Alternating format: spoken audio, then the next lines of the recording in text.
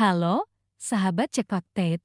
Kembali lagi bersama kami, kanal yang akan selalu menyajikan informasi paling cepat, paling berimbang, dan paling tajam seputar dunia olahraga terutama sepak bola nasional. Dan hari ini, kita akan membahas sebuah kabar yang mengguncang jagat sepak bola Asia Tenggara, bahkan dunia internasional. Ya, sahabat, berita besar itu akhirnya datang. Indonesia resmi ditunjuk menjadi tuan rumah FIFA ASEAN Cup atau FAC.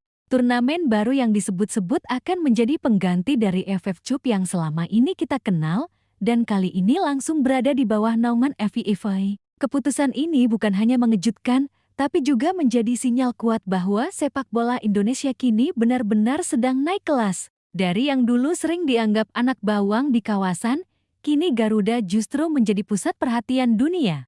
Tapi di balik euforia ini, ada cerita panjang, strategi besar, dan tentu saja tantangan yang tidak main-main. Maka di video kali ini, Cek Fakta akan mengupas tuntas dari awal hingga akhir. Bagaimana Indonesia bisa sampai di titik ini, bagaimana reaksi dunia internasional, dan apa makna besar di balik keputusan FIFA tersebut. Jadi, pastikan kamu nonton sampai akhir karena setiap detik dalam pembahasan ini akan membuka mata kamu tentang arah baru sepak bola Indonesia. Semuanya berawal dari sebuah gagasan besar yang muncul di markas FIFA, Zurich, Swiss. Federasi sepak bola dunia itu melihat bahwa kawasan Asia Tenggara memiliki potensi luar biasa dari segi jumlah penduduk, fanatisme penonton, dan pertumbuhan ekonomi.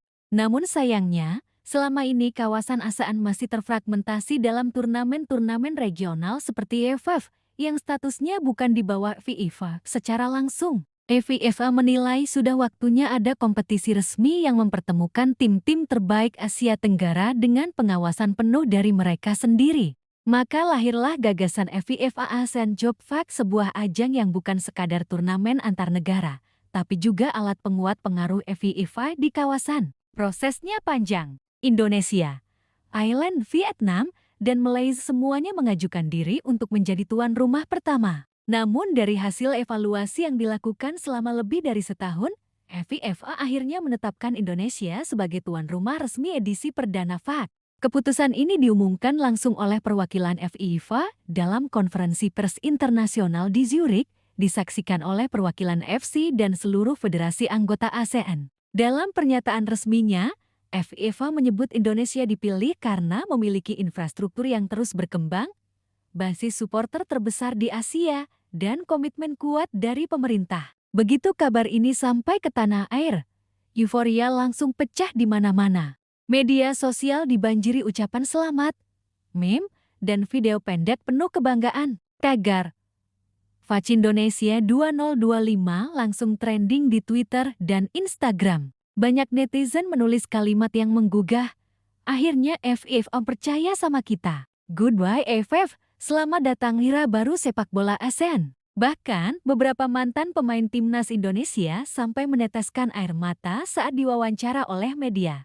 Mereka mengatakan, dulu tidak pernah terbayang Indonesia akan dipercaya menggelar turnamen resmi di bawah FIFA setelah berbagai masalah federasi yang pernah terjadi. Salah satu legenda sepak bola nasional mengatakan, dulu kita hanya bisa bermimpi. Sekarang, mimpi itu datang sendiri. Tapi ingat, jadi tuan rumah berarti siap jadi contoh. Jangan sampai salah langkah. Dan benar, kalimat itu seperti pengingat bagi semua pihak bahwa ini bukan sekadar momen euforia, tapi juga tanggung jawab besar. Tak menunggu lama, PSSI bersama pemerintah langsung menggelar rapat darurat di Jakarta. Ketua Umum PSSI bersama Menteri Pemuda dan Olahraga, serta perwakilan FIFA, duduk satu meja untuk menyusun langkah awal. Dalam konferensi pers, Ketum PSSI menyampaikan dengan tegas, ini adalah momen yang tidak boleh kita sia-siakan. FAC adalah kesempatan emas untuk menunjukkan wajah terbaik sepak bola Indonesia di mata dunia. Pemerintah langsung mengumumkan dukungan penuh,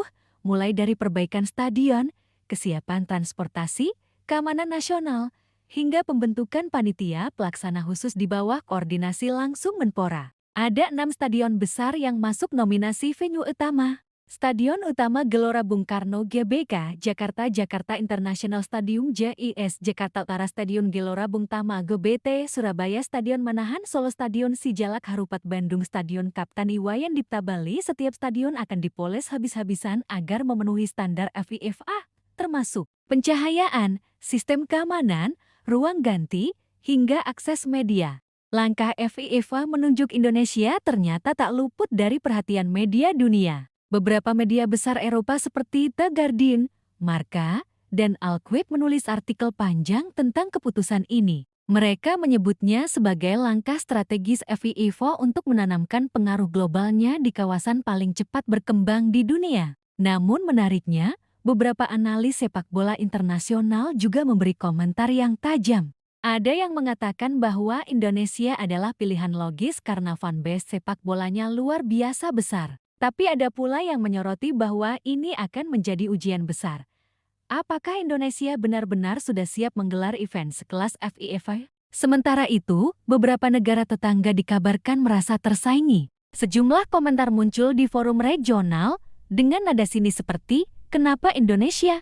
Mereka baru saja gagal jadi tuan rumah Piala Dunia U20." Namun banyak juga yang justru mendukung, kalau ada negara ASEAN yang pantas dapat kesempatan besar, ya cuma Indonesia. Mereka paling berani berbenah. Fakt bukan cuma tentang sepak bola. Banyak ekonom memprediksi bahwa event ini akan menggerakkan lebih dari 25 triliun rupiah dari sektor pariwisata, transportasi, hotel, kuliner, dan UMKM.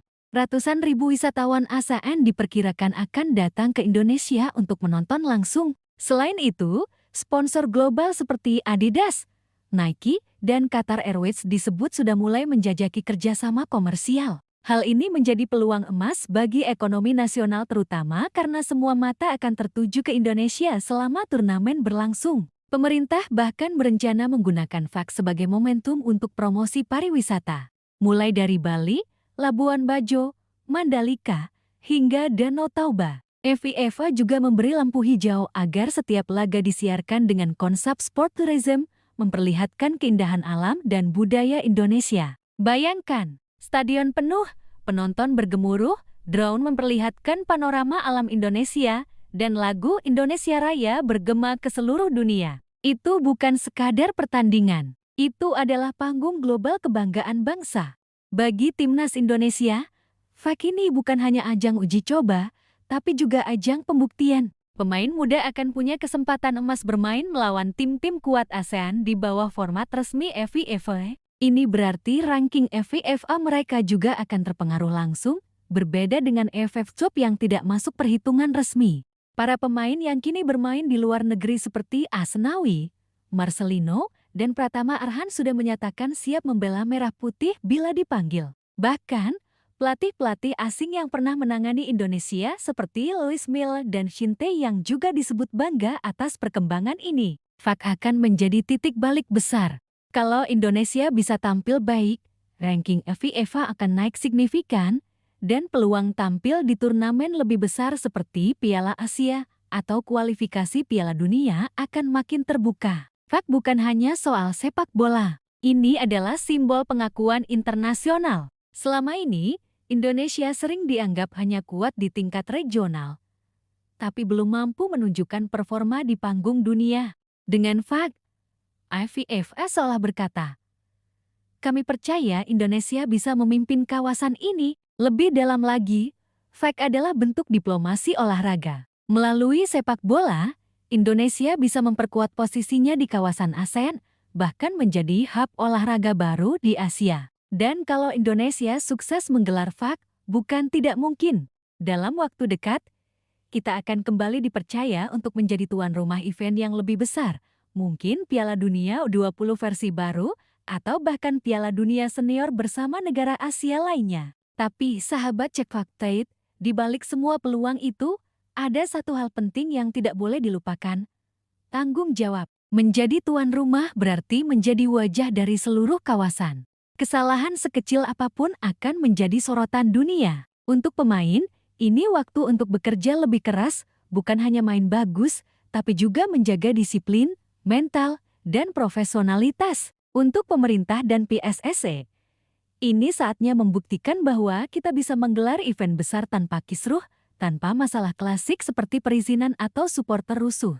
Dan untuk kita semua, masyarakat, supporter, fans Garuda, dukungan kita bukan cuma lewat sorakan di stadion. Kita tunjukkan kedewasaan, sportivitas, dan rasa cinta tanah air yang positif. Fak harus jadi ajang yang menunjukkan bahwa Indonesia bukan hanya besar di jumlah penduduk, tapi juga besar dalam mentalitas dan kebanggaan nasional. Sahabat Cek Fakta, hari ini kita sedang menyaksikan babak baru dalam sejarah sepak bola Indonesia. FIFA ASEAN Cup bukan sekadar turnamen. Ini adalah simbol kebangkitan, hasil kerja keras, dan bukti bahwa dunia akhirnya melihat kita sebagai kekuatan nyata. Kita mungkin pernah gagal, pernah dicemooh, pernah diremehkan. Tapi sekarang, dunia justru datang ke rumah kita, membawa kepercayaan besar.